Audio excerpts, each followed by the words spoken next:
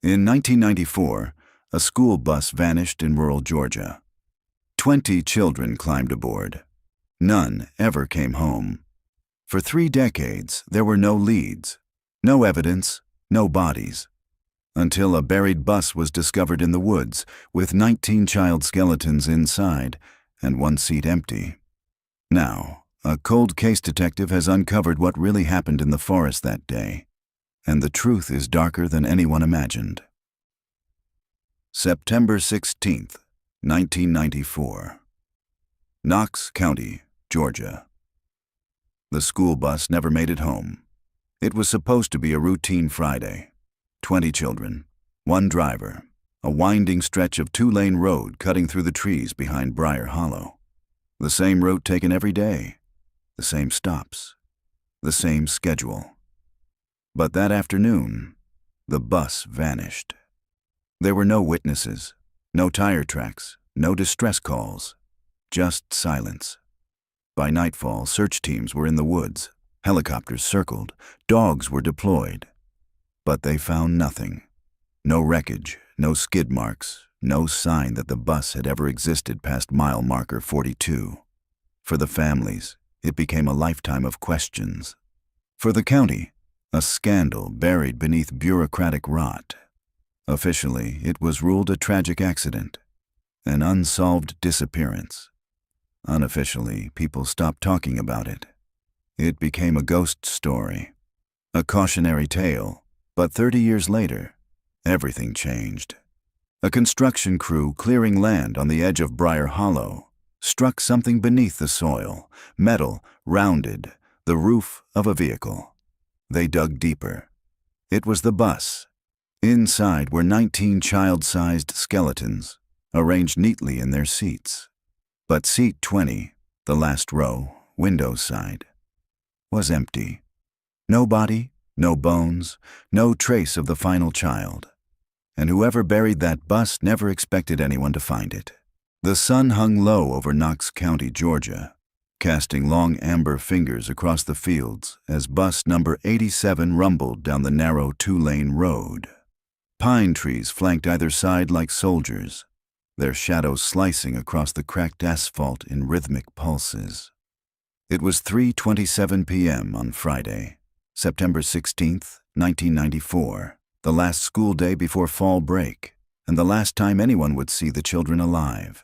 At the wheel sat Harold Nash, 61, Vietnam vet, quiet man, reliable. 17 years driving the same rural loop. He was the kind of man people described as kept to himself, the kind whose obituary would mention a war, a hobby, and little else. He hadn't missed a shift since 1986.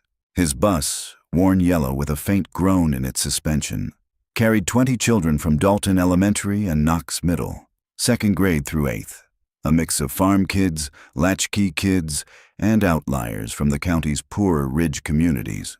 Most of them knew each other. Most of them had ridden this same route every school day for years. In the 3rd row, Lenny Krause, age 11, bounced a red rubber ball between his palms, whispering a dare to the girl beside him, Annie Blake, 10, about who could spit farther out the window. At the back sat Ellie Thurman, 12, her back pressed into the cracked vinyl seat, knees drawn up. A green spiral notebook balanced on her thighs. She wasn't one of the loud kids. She wasn't even disliked. She was just seen and forgotten. Ellie had a way of fading into the noise, which was fine. She preferred to watch and write. The notebook page held an unfinished list. The bus driver is always watching the mirror. Lenny lies about his dad. Something is wrong with the windows. I think we're being followed again. She paused, tapping the pencil's eraser against her chin, eyes drifting to the side mirror just above Harold Nash's head. Something reflected there, not clearly, but a flicker of movement behind the trees. A car. A person? The bus crossed a familiar cattle gate that groaned beneath its weight, entering the Briar Hollow stretch. A 4-mile corridor of unpaved forest road so choked with kudzu and pine that even sunlight struggled to penetrate. The air changed here, thicker, grayer, as if something held its breath the moment you passed through. Harold slowed instinctively. Everyone did on this road. The tires rumbled over the uneven dirt, dry from a long stretch without rain. Dust clouded the back windows. A hawk screamed above. The bus vanished into the trees. By 4:10 p.m., no children had arrived home. By 5:03 p.m., the first parent, Lydia Krause, Lenny's mother, called the school. By 5:27 p.m., the school's secretary, a woman named Marlene with shaking hands, dialed the sheriff's office. At 6:15 p.m., Sheriff Tommy Weldon stood at the edge of Briar Hollow, staring into a wall of green that looked no different than it had that morning. No sign of a crash, no fresh tire tracks leaving the route, just the open gate, just the sound of crickets. A helicopter searched from above. Deputies combed the woods. Volunteers, parents, uncles, teachers, formed lines and called out names that would not answer back. There was no bus, no Harold Nash, no children, no good reason, only the sinking, horrific sense that the earth had simply opened and swallowed them whole. By the time the sun set, Knox County was no longer just a quiet farming town. It was a headline, a crime scene, and a place where 20 families went to bed praying their children would come home. None did. 30 years later, June 21st, 2024, Knox County, Georgia. It was the smell that stopped the excavator operator, not fresh rot, but something deeper. Old, sour. Earth that hadn't been touched in decades. His machine had cracked into something metal just beneath the surface. He thought it was piping until he brushed aside the dirt with gloved hands and saw it. Chipped yellow paint, rivets along the edge, the curve of a rusted window frame. He called over his supervisor. Then they called the police. Within an hour, sheriff's deputies surrounded the site. By sundown, a full excavation was underway, and by midnight, the first body bag was zipped shut. Inside the buried bus, corroded and caked with clay, were 19 small skeletons. Most were still seated. Some had collapsed against each other. No seatbelts, no signs of trauma. No Harold Nash, no bones in the driver's seat, and one seat at the very back, driver's side, was completely empty. Underneath it, covered in mold and time, lay a sealed green spiral notebook. The name written in black ink, Eleanor Thurman. The sun had barely cleared the treetops when Detective Monica Reyes stepped out of her department-issued SUV and stared at the gaping trench carved into the red clay. Her boots crunched over broken rock and shattered roots, the ground still wet from the water trucks they'd used overnight to soften the soil around the wreck. In the pit, half buried, lay the school bus. Its front end had collapsed inward under the weight of 30 years of silence. The roof had caved in just enough to hint at decay, but the body was intact. Solid metal beneath layers of time and secrets. Yellow paint, faded and blistered, bore the black letters KNOX County SD number 87 across its side. It was a coffin now. Reyes lowered her sunglasses and moved closer, nodding to the scene tech who stood guard over the perimeter. Any movement? The woman shook her head. Just us and the dead. The interior of the bus had been cleared of loose debris overnight. A makeshift tent covered the back section to block sunlight, protecting what they could until forensics could finish their sweep. Bones lay scattered across the vinyl benches. Most had collapsed forward or slumped against each other, as if they'd been seated when they died, as if they hadn't even tried to get out. Reyes stepped inside. The air was thick, not just with mold and dust, but with residue, grief, dread, history. She ducked beneath a bent metal beam and moved slowly toward the back, past rows of child-sized skeletons. Some still had scraps of fabric around their ribs. Decades-old sneakers crumbled under her touch. One small skull was tucked beneath a bench like it had been hiding. She stopped at row 12, left side. The back corner, empty, a space where someone should have been. "Detective," called the medical examiner behind her. "You'll want to see this." Reyes turned. The M.E., Dr. Beasley, a stocky man with weary eyes and a permanent sunburn, held a clear evidence bag up to the light. Inside was a spiral-bound green notebook, warped and stained by time but miraculously intact. Letters on the front cover were faded, but still legible. E. Thurman. Room 212. He added, "We think this was hers. There are pages that survived. Most are water-damaged, but some near the center. They're still readable." Reyes took the bag and stared through the plastic. The pages inside weren't filled with math homework or spelling drills. They were covered in handwriting, scrawled in ink and pencil, lines jammed into the margins, underlined phrases, boxed words. She turned the bag slowly. A passage near the edge caught her eye, written in shaky block letters. "We're not dead yet, but we will be soon. I can hear them whisper when the bus stops. I think the driver knows." Reyes looked up from the notebook, her pulse quickening. "Get this logged, prioritized for recovery and documentation. Every page." She stepped back outside into the heat, wiping a bead of sweat from her brow. At the edge of the site, reporters were already gathering. Telephoto lenses, microphones, vans. The whispers had started again. At the Knox County Sheriff's Office, 30 minutes later, Reyes sat in a room lined with faded file boxes and old case boards. She'd only been reassigned here 3 weeks ago. A lateral move from Fulton County after a blown case and a department reorg. She'd expected noise, narcotics, burglaries. Instead, she'd landed in the middle of what was already being called the worst discovery in Georgia since the Atlanta child murders.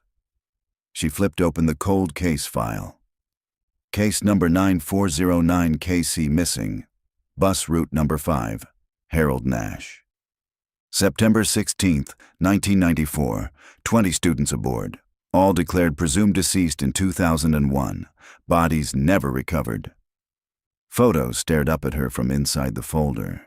School portraits, kids in overalls and mismatched sweaters, faces frozen in a grainy, off-center innocence. Boys with lopsided grins, girls with bows too big for their heads. Ellie Thurman's photo was among them. Reyes frowned. There was something off. A notation scrawled on the corner of the page in blue ink. Declared deceased 2001, no remains. And below it, in different handwriting, last seen writing in notebook. Described as quiet, watchful. Mother moved out of state in 1996. No forwarding address. Reyes stood abruptly and walked the file to Chief Deputy Lamar Banks, a man old enough to have worked the original investigation. She found him in his corner office, staring at a silent TV replaying the excavation site on loop. "Sir, I've got a question about one of the kids." Eleanor Thurman Banks looked up, his expression already tired. "Yeah, the writer. She's the only one we never found. She's also the only one whose seat was empty on that bus." Banks leaned back. "Jesus, I want to reopen her profile. If she lived, don't get ahead of yourself, Reyes. There were bones scattered in that dirt. Maybe hers are out there and just missed the first sweep." She wrote this. Reyes held up a scanned copy of the notebook page, saying they weren't dead yet, that she could hear things. Something about someone whispering when the bus stopped, about the driver knowing. She was 12, Banks said. 12 and probably hallucinating. Or documenting. He looked away, jaw flexing. We had to close that case. People stopped asking questions. County stopped funding. And Harold Nash. He shook his head. He wasn't perfect, but he wasn't a killer. No body, no remains, and no answers. Reyes folded her arms. "With respect, sir, you had 20 missing kids and a missing driver. Now we've found 19 of them. The one who might have lived left us a message. If she's still out there—" "If," Banks said. But he looked uneasy. "If she's out there, and she saw what happened, she's been hiding for 3 decades. Ask yourself why." Later that evening, Reyes sat at home in the dark, the scan of Ellie Thurman's notebook open on her laptop. Her fingers traced each line. One entry in particular stopped her. Today we didn't go to school. The bus turned. The road was different. He said there was a shortcut. There was no shortcut on Route 5. Not in 1994. Not ever. Her phone buzzed. It was the crime lab. DNA from the remains was already matching to family records, but there was no match for Ellie Thurman. Not a hair, not a tooth, not a trace. Her seat had been left untouched, and she had written until the very end. The folding chairs in the Knox County Community Hall creaked under the weight of old grief. They'd gathered them all, the parents, what was left of them, the ones who'd stayed, the ones who'd remarried, the ones who'd never taken their children's photos down from the fridge. Most hadn't been in the same room together since the candlelight vigils faded into memory, and reporters stopped calling.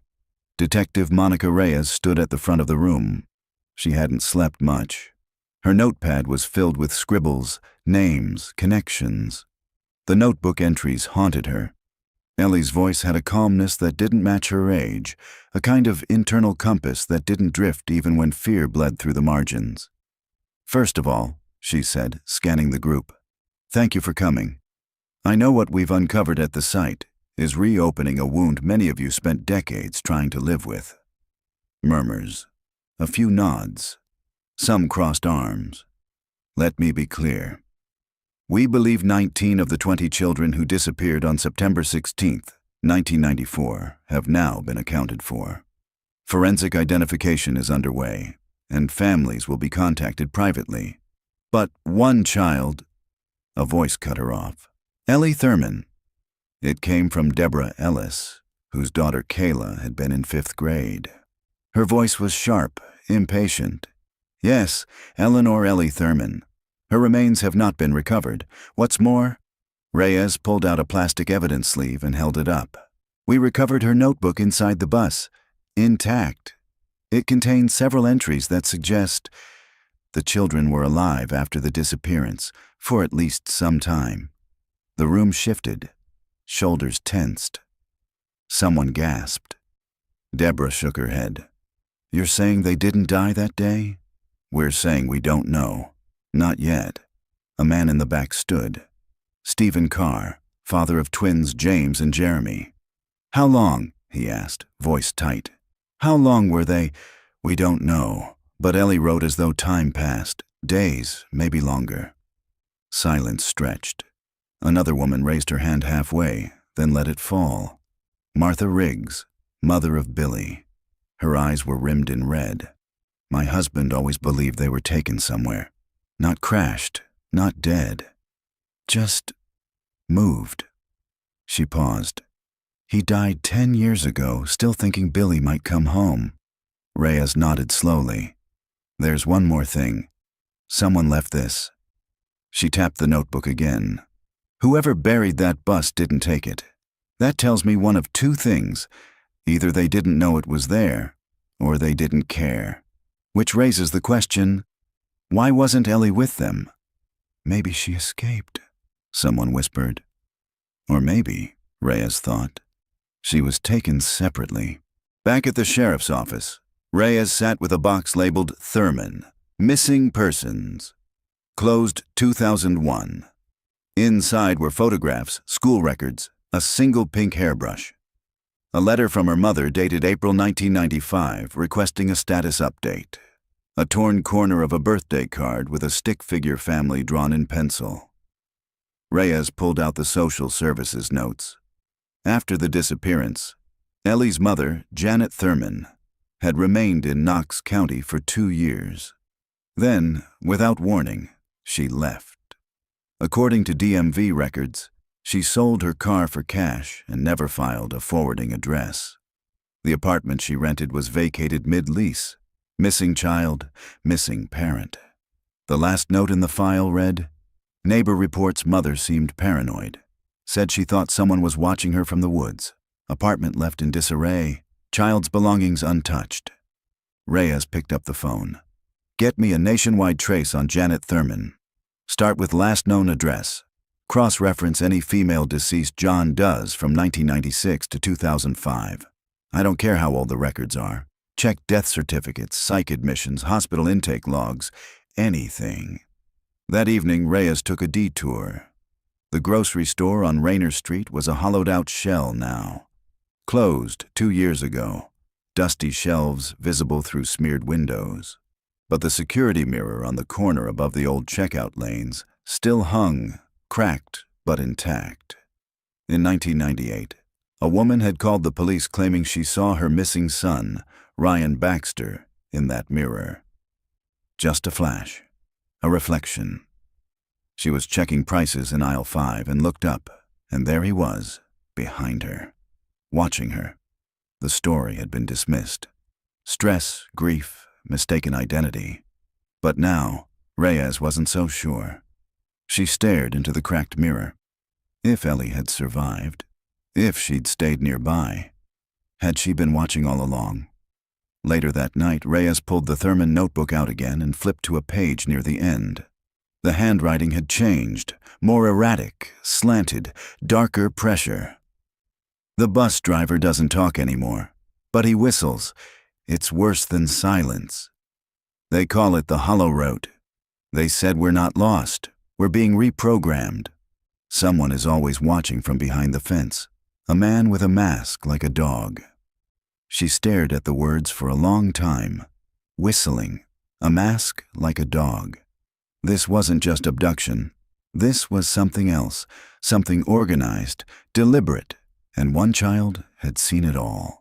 The forensics lab at the Georgia Bureau of Investigation was quiet, except for the low hum of refrigeration units and the soft buzz of fluorescent lights.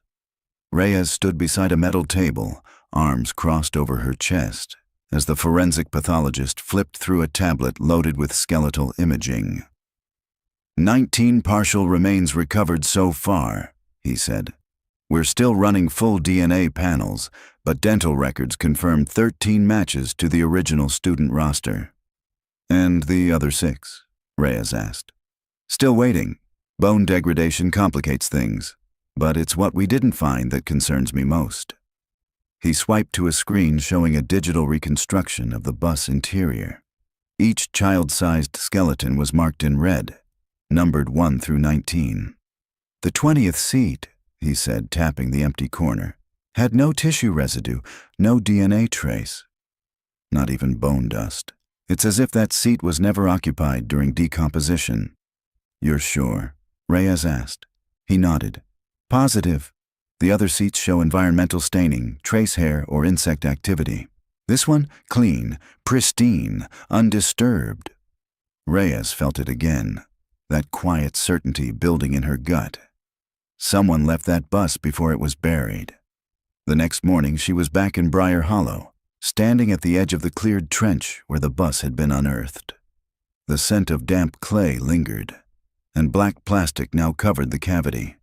Survey markers dotted the perimeter. Deputy Claire Merrill approached, holding a clipboard. We pulled more aerial records, she said. Knox County did an overhead land survey in '95, a year after the bus vanished. Look. She handed Reyes a satellite printout. Most of the area was just trees and scrub, but Reyes spotted it immediately. A perfect rectangular indentation in the earth, just barely visible. The shape of a bus. Christ, Reyes muttered. It's been here this whole time. They covered it with filled dirt during the failed bypass project in '97, built right over it. Nobody noticed. Reyes turned toward the tree line. Somebody had. Back at the sheriff's office, she dug deeper into the Harold Nash file. The driver. His record was clean. Army veteran. 2 deployments in Vietnam. Hired by the school district in 1977. No complaints, no family. But there were gaps. Between 1982 and 1984, Nash had taken an unexplained sabbatical. No record of employment. No tax filings, no listed residence. Just a void. She flipped through handwritten memos from the original 1994 investigation. One stood out. A statement from an old student named Reggie Parker, then 13, who used to ride Nash's bus until he transferred schools 2 years before the disappearance. The statement read, "Mr. Nash sometimes took us the long way home. Not a big deal, but once he said we had to make a special stop. Dropped one kid off early, not at their house. I told my mom. She said mind my business." Reyes highlighted it and scrawled in the margin, "Unscheduled stops. Route records needed." She called the transportation office. An older man named Calvin still ran the records room. "Nash's logs?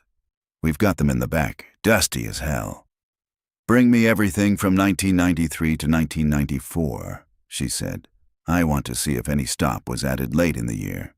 Anything off pattern." That night, Reyes sat in her kitchen with a spread of yellowed route sheets and old-school dot matrix printouts. Each trip was documented: stops, timestamps, mileage. In the weeks leading up to September 16th, she noticed something odd. A shift. August 29th, 1994. A new stop appears. No address, no house. Just a 5-digit code. Number 54791. It's listed every day until the day the bus vanished. She ran the number through DMV, postal codes, school district zoning. Nothing. Then she tried it as a parcel number in the county assessor's system. It hit. Parcel number 54,791. Property formerly owned by Knox County School District. Deeded in 1981. Sold in 1995 to a shell company. The address was nothing more than coordinates. No structure listed. But Google Maps revealed a dirt drive off an unmarked road, deep in the woods. No access trail. Reyes packed her flashlight, badge, and service pistol. And drove. It was nearly 11 p.m. by the time she reached the overgrown entrance. The road was barely more than tire ruts, the forest thick and silent around her. Trees loomed like sentinels, their trunks blackened by moonlight. She parked and continued on foot. Branches clawed at her jacket. The flashlight beam danced across vines, rusted barbed wire, and decaying posts.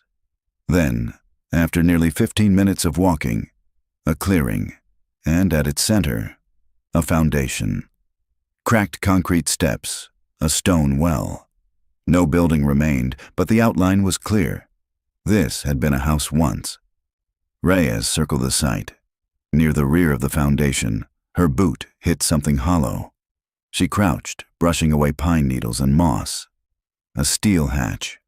She hesitated, then opened it. A ladder descended into darkness. The air that rose up smelled of rust and mold. She climbed down slowly. The beam of her flashlight revealed a concrete cellar, no more than 15 feet wide. Chains hung from the walls. Child-sized restraints. Scraps of decayed bedding. A single, rusted folding chair in the corner. Scrawled on the far wall, faint but unmistakable. "The hollow root is not dead. We just got off early." Reyes stood frozen. The air had gone still, heavy. Somewhere above her, she thought she heard a whistle. The pages of Ellie Thurman's notebook were no longer evidence. They were a voice. Detective Reyes sat in the records room, the overhead light buzzing faintly above her, the green spiral-bound notebook laid out like scripture. She'd read it 3 times already, front to back, waterlogged corners and smeared ink and all. But every time she found something she hadn't seen before. Ellie had written nearly every day, not in full sentences at first, more like fragments, observations. A child cataloging horror without having the words for it. Day 1, bus stopped in the trees. No one said why. Mr. Nash turned around and locked the door. He told us not to scream. We were going to get better. Kayla cried. He slapped her. Then he just stared ahead. For hours, Reyes flipped forward. The handwriting grew steadier, more deliberate. As if Ellie had begun to understand that no one was coming, and that someone would need to remember what happened. "We sleep sitting up now. The windows are too dark to see out. There's a sound every night like metal scraping gravel. Lenny thinks it's the hatch. I heard him talking to someone. He called them Sir. They never get on the bus. They just watch from the woods. They said we're lucky. They said we were selected for redirection. I don't know what that means. The notebook wasn't the only thing Reyes had reviewed. She now had partial fingerprints, 2 smeared to confirm Ellie's, but age-appropriate. She'd also located 2 more letters Ellie's mother had sent to the sheriff's department after the investigation was shuttered. Both had been filed and forgotten. One line jumped out from the second letter. She told me the bus wasn't a bus anymore. It was a classroom. Reyes put the letter down. A classroom. Of course, not an abduction. Not in the traditional sense. It was something else entirely. Some kind of forced behavioral experiment, disguised as school. She circled the word redirection. The GBI had run into that term before, in cult deprogramming cases, in fringe therapy clinics, and once in a shuttered psychiatric program from the 70s called Project Promise. Her pulse ticked faster. She opened her laptop and searched the term. Project Promise, initiated 1971. A federally subsidized experimental program designed to retrain behavioral outliers through immersive reconditioning in remote monitored settings. Target subjects, juveniles. Duration, 1971 to 1981. Status, disbanded after multiple lawsuits. No convictions, but one of the sites listed in the declassified report. Knox County, Georgia. That night, Reyes drove to the county library and met with Patricia Grady, a retired teacher who had volunteered to help sort through old yearbooks and class rosters. She was the one who'd first mentioned Ellie's unusual behavior. She never smiled for pictures, Grady said, flipping through a 1993 yearbook. Never played at recess, always writing. I asked her once why she kept so many notes. What did she say? Grady didn't smile. She said, so I won't forget what they did before. Before what? Reyes returned to the station just after midnight. She couldn't sleep. Something about the house with the hatch, the cellar with the chains, kept pulling at her. She reviewed the scene photos again. There had been 4 sets of restraints, and 19 bodies. She opened the next entry from Ellie's journal. They pick us one at a time, to take into the red room. You come back different, or you don't come back. I think Harold's not in charge anymore. I think he's afraid too. The next few pages were soaked beyond recovery. But the next legible one chilled her. He started calling us numbers, not names. I'm number 12 now. The others forget, but I write everything down. I saw something in the woods. It looked like my mom, but it couldn't have been. My mom is gone, right? They say I'm making progress, that I'm almost ready for graduation. Reyes leaned back in her chair, the air stale and unmoving. The longer she stared at the notebook, the more the timeline twisted. This wasn't one day, or 1 week. This was months, possibly longer. But why keep the children alive? And who was they? She flipped to the final page, only half intact. If you find this, my name is Eleanor Thurman. I'm 12 years old. My teacher is a lie. My driver is not in charge. They buried the bus so no one could see, but I didn't stay. I followed the hollow route home. Rain clung to the trees like sweat. The deeper Detective Reyes pushed into the woods behind the Briar Hollow excavation site. The less the modern world seemed to exist. Her boots sank into spongy red clay. Leaves clung to her sleeves, and every sound, every branch snap, every drop of water, felt amplified in the silence. She had followed the coordinates listed on a parcel map that dated back to 1995. A handwritten note in the corner had read, "Old pump shed access, sealed after 1994. The structure she found wasn't much. A corrugated metal shack, rusted over, its door padlocked and swallowed by ivy. It leaned at an angle, roof sagging in the middle. From a distance, it looked like it could collapse at any moment, but it was exactly where the map said it would be. Reyes crouched.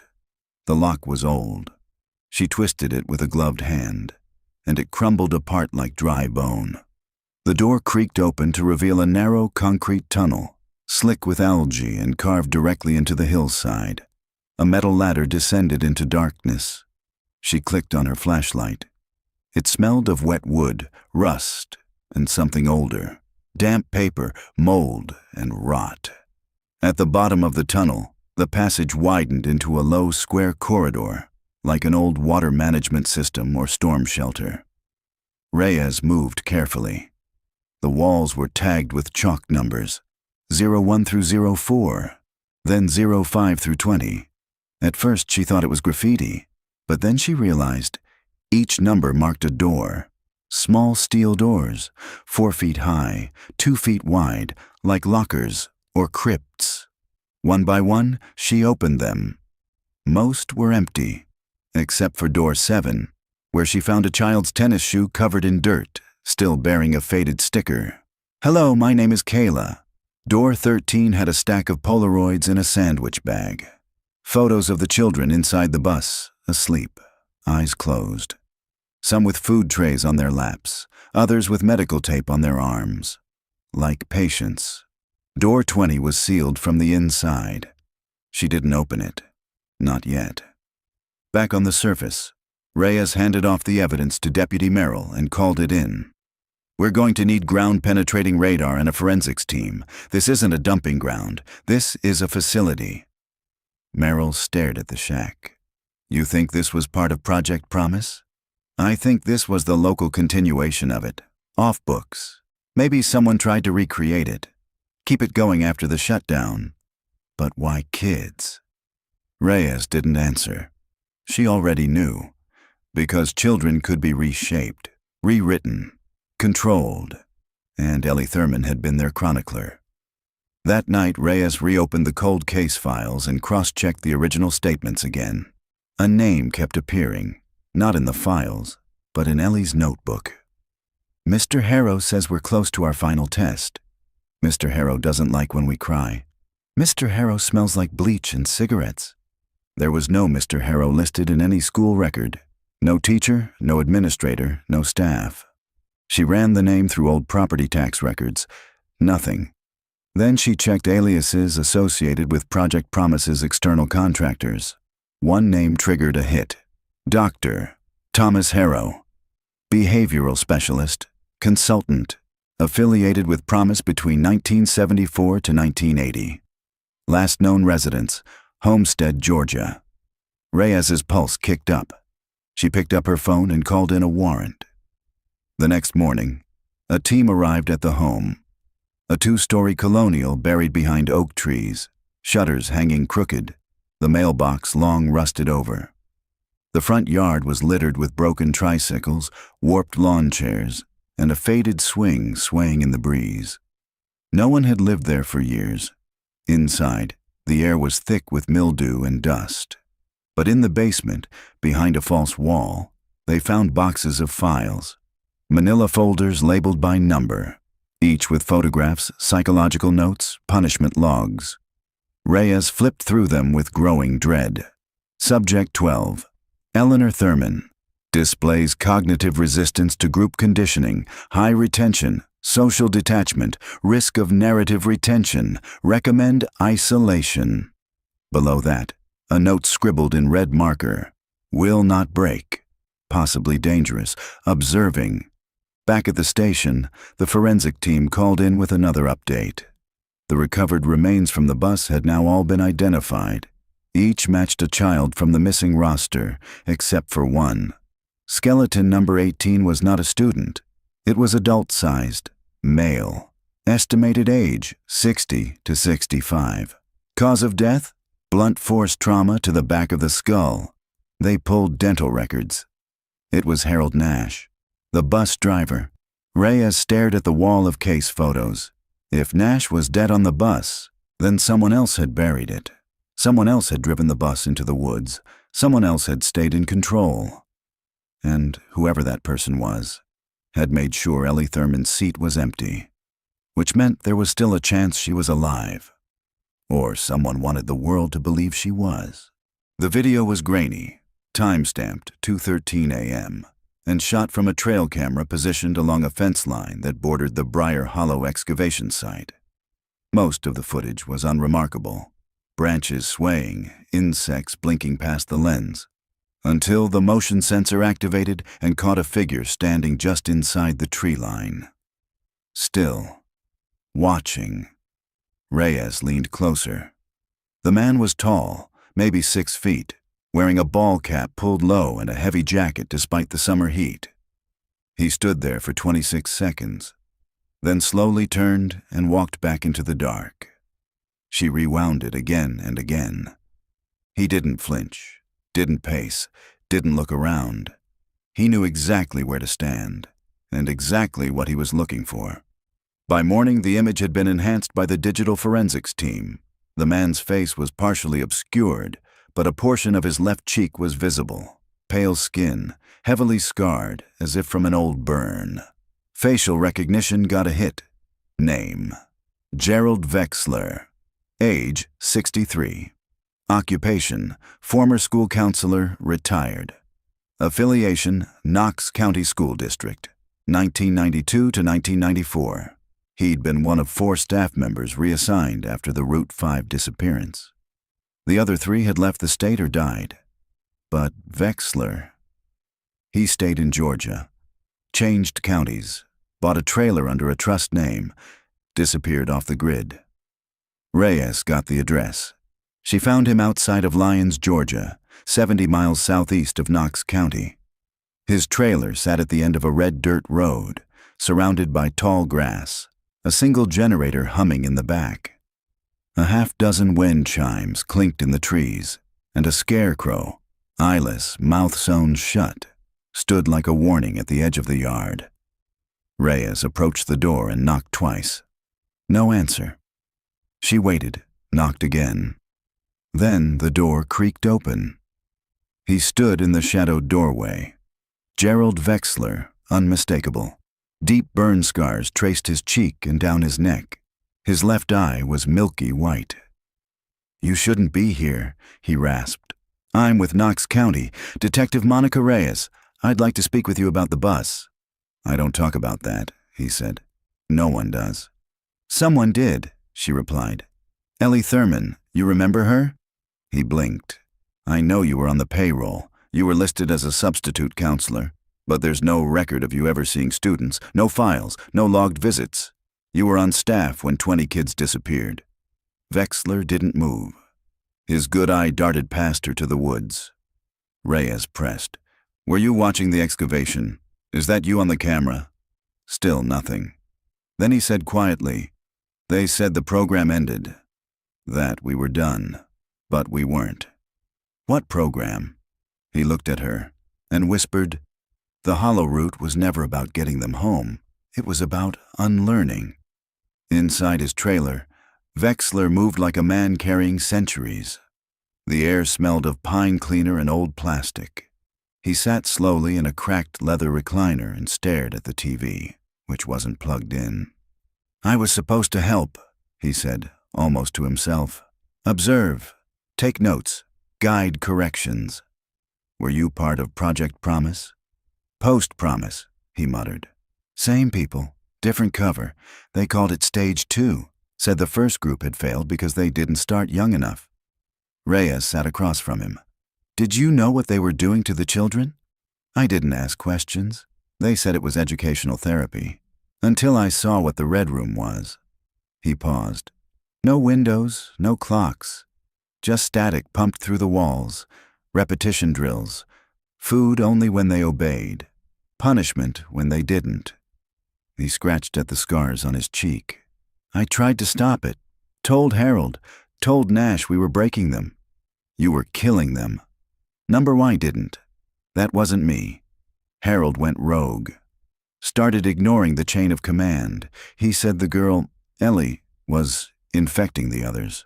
Said her writing had to be destroyed." Reyes's voice went sharp. "But it wasn't. She left that notebook. She remembered everything." Wexler nodded slowly. "She always remembered. She'd write it all down, even when we took the pencils. She'd scratch it into the floor with her fingernails if we let her. She wasn't supposed to survive." Reyes narrowed her eyes. "Then how did she get out?" Wexler leaned back. Because she knew the route. Reyes drove back to the station in silence, Wexler's words echoing in her head. She knew the route. Not the roads, not the schedule. The hollow route. The psychological framework they'd used.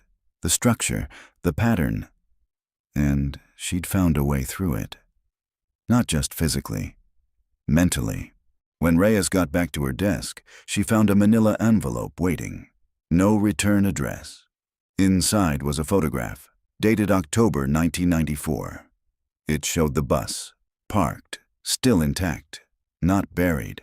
A girl stood beside it. Ellie. A shadowed figure stood behind her, blurry, his face blocked by glare. But Ellie. She was looking straight at the camera. Expression blank. Notebook in hand. The box was buried deep in storage, wedged behind outdated emergency plans and binders thick with faded copier ink.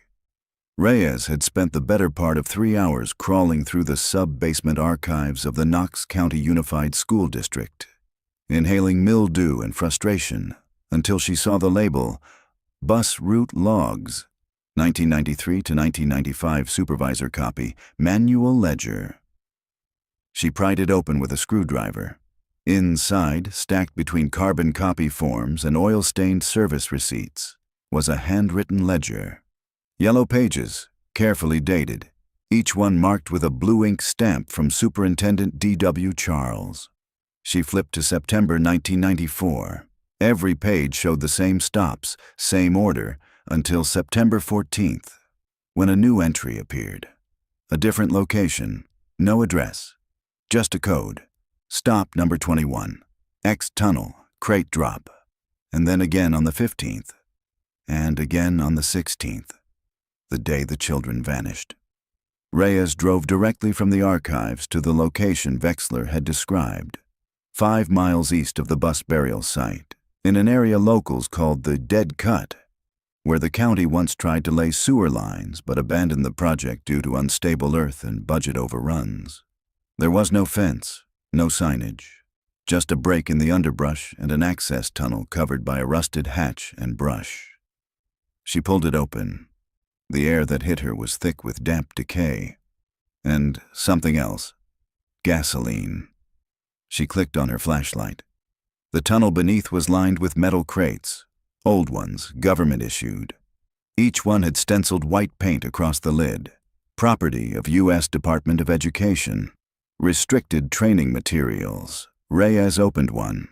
Inside, a reel-to-reel projector, dozens of tapes, all labeled with bland bureaucratic titles. Module 1A, Authority Recognition. Module 3C, Parental Detachment Exercises. Module 5F, Fear Conditioning, Audio. She reached for another crate. It contained transcripts, repetitions, drill sessions. Repeat until absorbed. There is no home but the one we are given. Pain is not punishment. Pain is correction. Her flashlight trembled. This wasn't school. It was programming. And Ellie had called it the Red Room. At the back of the tunnel, Reyes found a narrow break in the wall. Concrete chipped away to reveal another shaft. This one angling steeply downward. The air was colder, the walls wet with condensation. She followed the shaft for 40 feet before it opened into a subterranean holding chamber, a rectangular space lined with cement benches. 4 lines still dangled from hooks. Moldy blankets lay in a corner.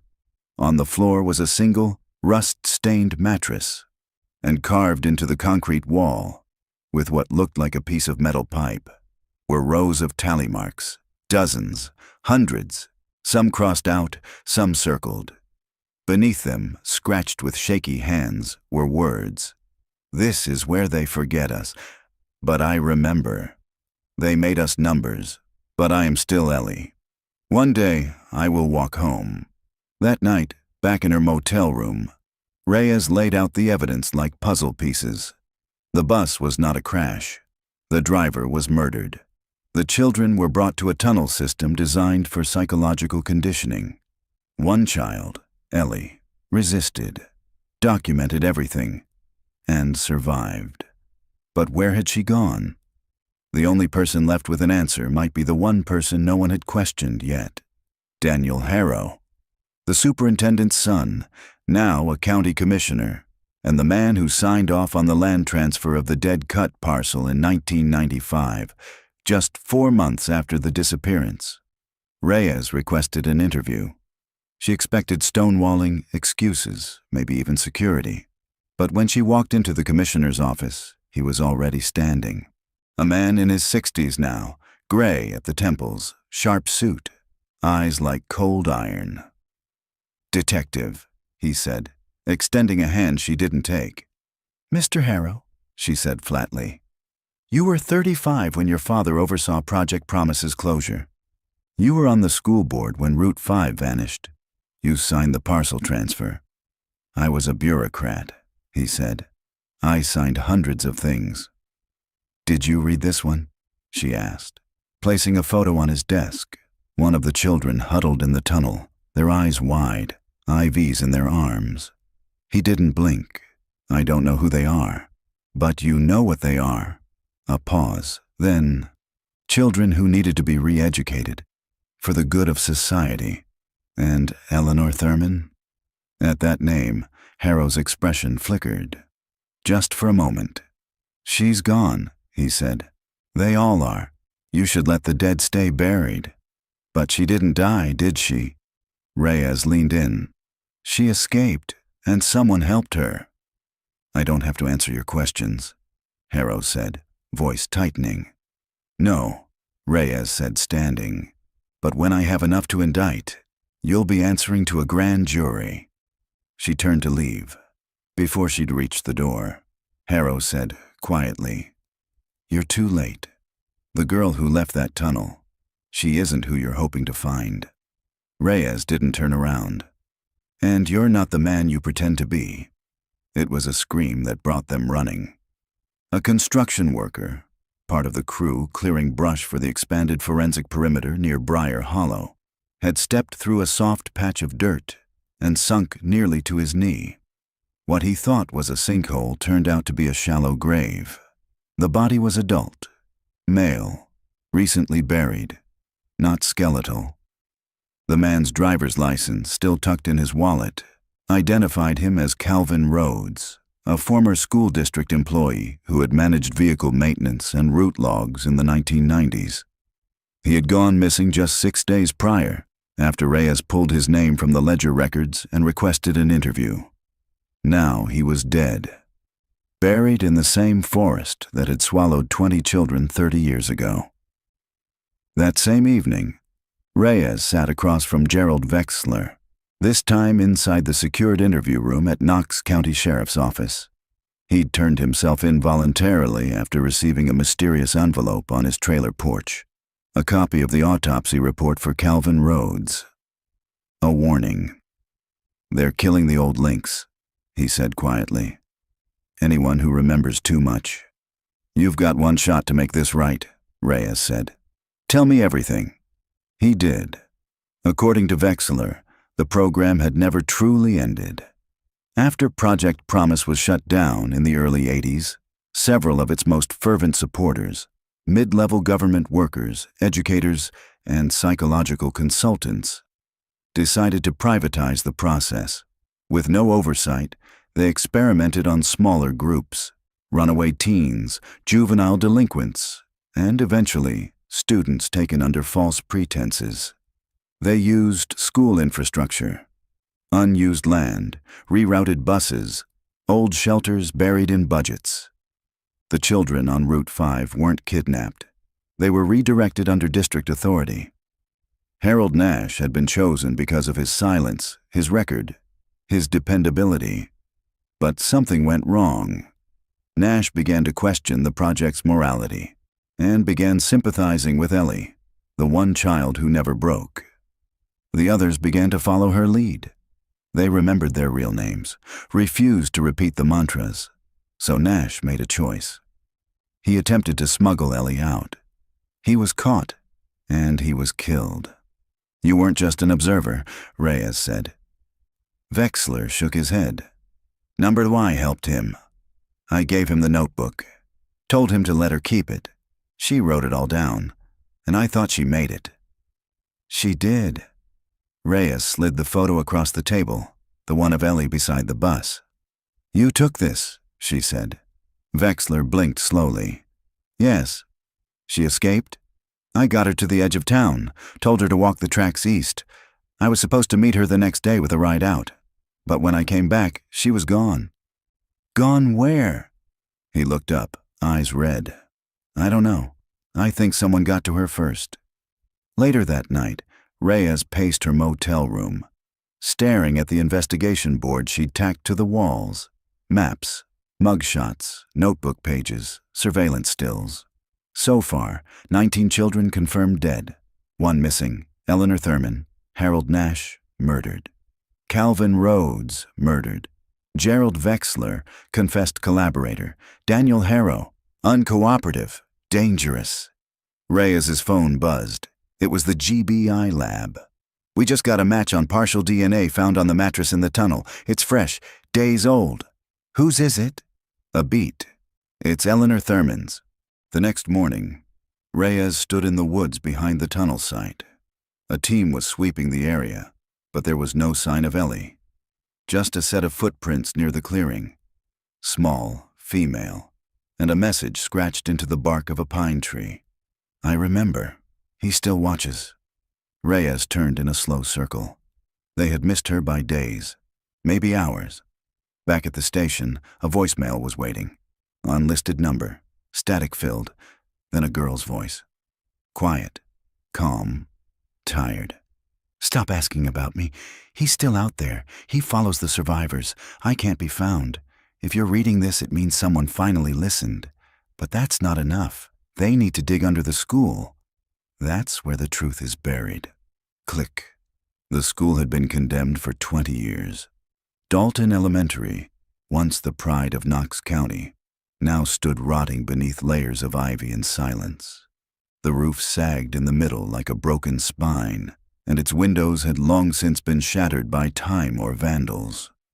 When Reyes stepped onto the campus with her flashlight and warrant in hand, even the birds refused to sing. But beneath the decay was the original floor plan. She'd studied it for days.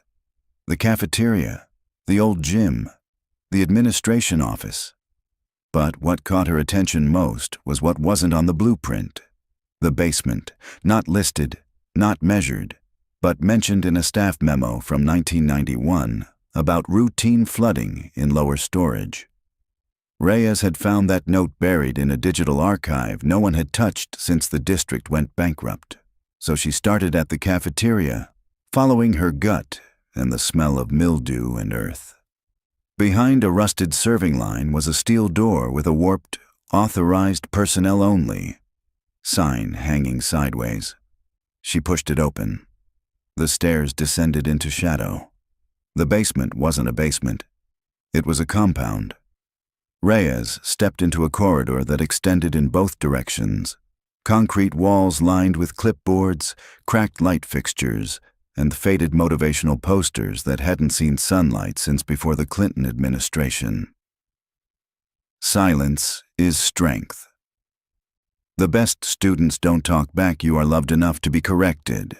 The flashlight beam swept over doors. Room A, Room B, Observation 1, Isolation Unit. And then she saw it, painted in peeling red above a locked steel door. The Hollow House. She pried the door open with a crowbar. Inside was a chamber like nothing she'd seen in the tunnels. Clean, cold, intentional. Soundproof panels lined the walls. A projector was bolted to the ceiling. 3 child-sized chairs faced a black and white monitor that was still flickering static. On the far wall hung a corkboard. Dozens of photographs pinned in careful rows. Children seated in rows. Children wired to electrodes. Children sleeping under fluorescent lights. And in the corner, beneath a red exit sign that led nowhere, was another green spiral notebook. She froze. It was identical to Ellie's. Only this one had a name scrawled on the inside cover. Subject 12. Observe only, do not reassign. Possible contamination risk. The pages were nearly full. This was not Ellie's notebook. It was about her. Written in sharp adult handwriting. Notes, schedules, punishments. Child continues to resist collective behavior assimilation. Displays alarming recall. Subject has started documenting treatment protocols. Attempts to remove notebook unsuccessful. Subject becomes violent when separated from it. Team recommends termination. Supervisor denies. Says Subject 12 will become a control group. Control group. Reyes exhaled shakily. They had kept her not out of mercy, but to watch. To study the one who didn't break. And that meant someone had been monitoring her far longer than anyone realized. She turned back to the corkboard. A photo in the top left corner caught her eye. It showed a young girl, hair matted, hospital gown too big, seated at a table with her hands folded. Blank stare. Thin. But it wasn't Ellie. It was someone else. And standing behind her, with one hand on her shoulder, was Daniel Harrow. Later, back at the sheriff's office, Reyes confronted Wexler. "You lied," she said, throwing the photo on the table. "Harrow wasn't just a bureaucrat. He was in that basement. He was running it." Wexler's face collapsed. "I didn't know. I swear to God, I didn't know he was there." "You told me you helped Ellie escape." "I did, but he must have followed her. He must have found her before she could leave. I didn't know she'd been brought back." "She wasn't brought back," Reyes said quietly. "She never left." Wexler flinched. And in that moment, Reyes realized what Ellie had been trying to say. Not in the voicemail, not in her journal, but in the sheer fact that she still existed. The hollow route hadn't ended in 1994. It never stopped. And Ellie Thurman had become its ghost. That night, a drone team was sent to scan beneath Dalton Elementary's west wing. Ground-penetrating radar returned an anomaly. A sealed corridor, not listed on any blueprints. 5 doors, heavy shielding. Reyes suited up and entered at dawn with a tactical team. The hall smelled like ammonia and silence. Inside the 5th door, they found a twin-size bed, a desk, a small lamp, dust and age everywhere. But something lay on the pillow, a photograph. Ellie, age 12, eyes open, notebook in hand.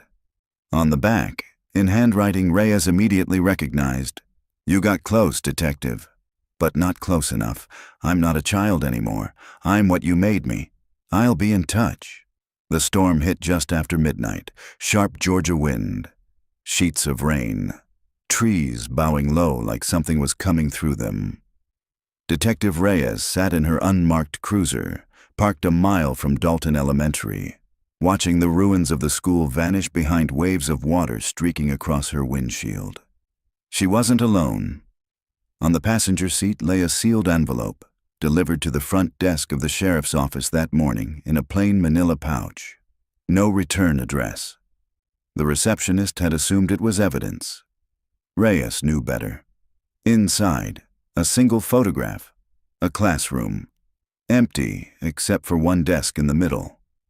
On the desk, Ellie's spiral notebook. On the chalkboard, written in childlike scrawl, "It was never about them forgetting us. It was about us forgetting ourselves." And in the bottom corner, stamped faintly in red ink, Seat 20. The county only ever reported 19 confirmed child remains inside the buried bus. Seat 20 had been assumed empty, but Reyes had reviewed the forensic scans again, enhanced the angles, studied the pressure displacement of the seats. Seat 20 had been occupied.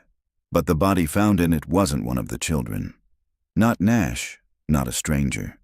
The DNA had been corrupted, mislabeled, buried in red tape. So she went back to the autopsy records, pulled the original bone analysis. And it was there she found it. Pelvis development consistent with preteen female. Height estimate, 4 feet 11 inches. Estimated time of death, several months after initial disappearance. Age match, Eleanor Thurman. Reyes's heart stopped. They hadn't missed her. They had found her and buried her with the rest. So who the hell had been sending her voicemails? Who wrote the messages? Who left the notebooks? That same night, Reyes returned to the excavation site. Rain had turned the clay to mud, but she needed to see it again, the space where seat 20 once sat. She climbed down alone and found footprints, fresh, leading toward the woods. At the base of the pines, just before the trail turned to darkness, sat another notebook. Green cover, spiral spine, dry, untouched by rain. On the first page, "You think I died in that seat, but you're wrong. You found a body, not me. I never had a seat. They gave me a number, not a name. I became the lesson." Reyes read faster, flipping pages. This wasn't written by a child. The handwriting was adult, controlled, angry. I watched them rewrite children. I watched them erase fear and replace it with obedience. But some of us didn't break. Some of us learned the rules too well. They thought they were making students. What they made was a survivor. Reyes dropped the notebook into an evidence bag. Her hands shook. This wasn't Ellie. Or at least, not the Ellie she'd been searching for. This was Seat 20. And she was still out there. 2 hours later, Reyes received a text on her personal cell. Unknown number 1:41 a.m. "You're standing where they buried my name. You still think this is about justice. It isn't. You want the truth? Come alone. Bring no one. End of Route 5. Midnight tomorrow." Attached was a map, a back road, a dead zone. The message ended with a final line. "There are still more seats than bodies." That afternoon, Reyes did what she hadn't done in years. She sat on the floor of her motel room, lights off, blinds closed, and played the original Ellie Thurman cassette recovered from the archives. The one recorded by the school therapist in 1994. A girl's voice, hushed, flat. "They said if we pass all the lessons, we'll be allowed to see the sky. Sometimes they change the days. We forget our names. I didn't break. I wrote it down. That's how I remember. That's how I stayed me." One of the others stopped speaking. She just watches now. They moved her to the back. She doesn't blink anymore. They gave her Seat 20. Reyes froze. Ellie was never Seat 20. Someone else was. And she had survived too. The road ended where the trees thickened into shadow. Reyes parked her cruiser beneath a dead sycamore, the woods around her silent as a grave. No backup, no communications, no service. Just her flashlight, her badge, and the pistol holstered at her side. Her breath clouded in the night air. End of Route 5. She stepped forward, following the map from the anonymous message. It led her half a mile through the brush, along an overgrown path only someone who'd walked it 100 times would still remember. At the edge of a ravine, she found it. A burned-out bus frame, its skeleton blackened and hollow, wedged against a fallen oak. Not the buried one. A different one. A replica. Inside, lit only by moonlight, was a single figure. A woman. Early 40s. Thin, pale, eyes wide open, not blinking. She sat in Seat 20, the real Seat 20. "You're her," Reyes said quietly, stepping into the aisle. The woman didn't move. Her hair was shoulder-length, patchy in places, like she'd cut it with a knife. She wore a child's raincoat. In her lap was the green spiral notebook. But Reyes knew immediately. This wasn't Ellie. This was the girl who came after. The one they called the Control. "Are you Eleanor Thurman?" A blink. "No," the woman said, voice like dry leaves. "Ellie's gone." Reyes took a step forward. "Then who are you?" The woman stared straight ahead. "I was the one they couldn't teach, so they tried something new." "What did they do to you?" "They made me watch." A pause. "Every lesson, every punishment. I remembered all of it. They said if I didn't speak, I'd live longer." Reyes sat in the seat across the aisle. "You've been leaving the notes." "Ellie tried to escape. I tried to remember. Where is she? The woman finally turned her head. Her eyes were too wide, too still. She made it out, but she didn't stay out. Another beat. Then, they brought her back. Reyes felt it like a punch to the chest. You saw it? She was different when they returned her. They broke her, or thought they did. What do you mean? She smiled when she shouldn't have. She stopped writing. She stopped blinking. Reyes felt the air shift. Cold rolled through the hollowed bus frame like breath. She became you. The woman shook her head. Number I was born from her. When they lost Ellie, they made me. A shadow. A test subject. Her hands curled tighter around the notebook. They gave me her number, but they never gave me her voice. Reyes leaned closer. You're the one who killed Nash, aren't you? A flicker. Number I watched him die. They made her do it. Her voice cracked. To graduate. Footsteps behind her. Reyes turned, fast, gun drawn. But no one was there. When she turned back, Sayat 20 was empty. Notebook gone. Only a final message carved into the wall above the seat.